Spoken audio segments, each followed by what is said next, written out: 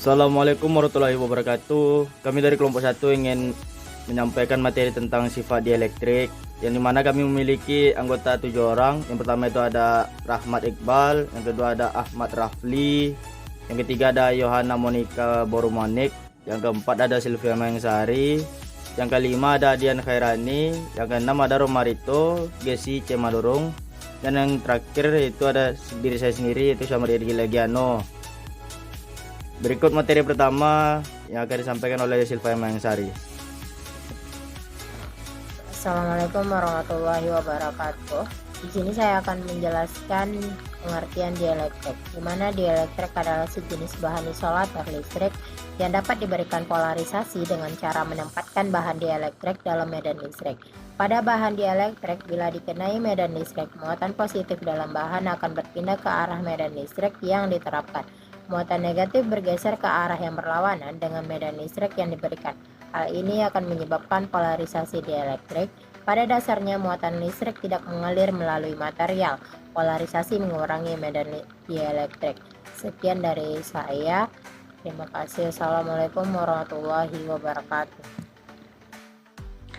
Baik, saya Yohana Monika Borumanik akan menjelaskan sifat-sifat dielektrik. Yang pertama adalah polarisasi dielektrik.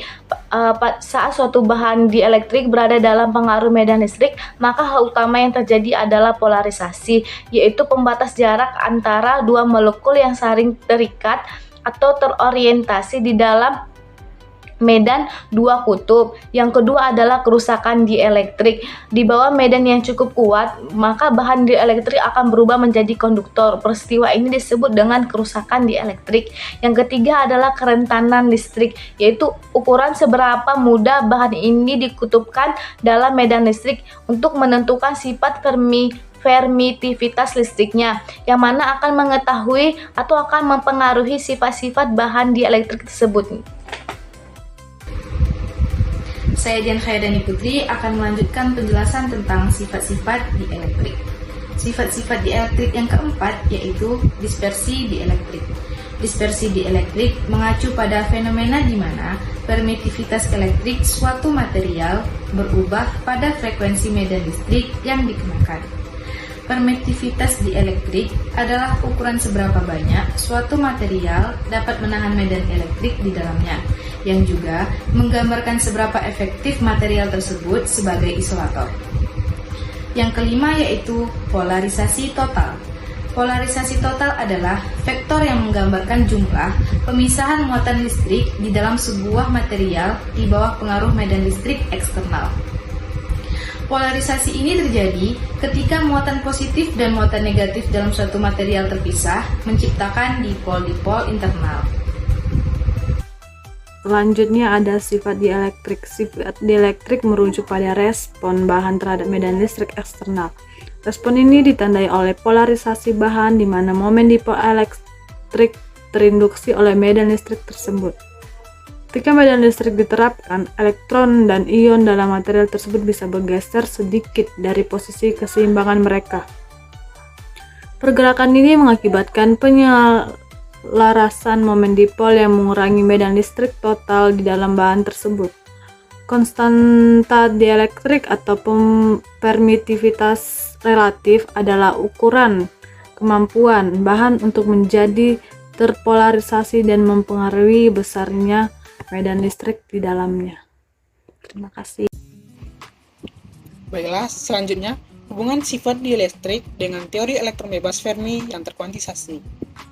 Teori elektron bebas Fermi yang terkuantisasi tidak secara langsung mendukung konsep polarisasi dielektrik karena model ini umumnya tidak memperhitungkan interaksi antara elektron dengan medan listrik eksternal atau dengan ion-ion yang membentuk kristal.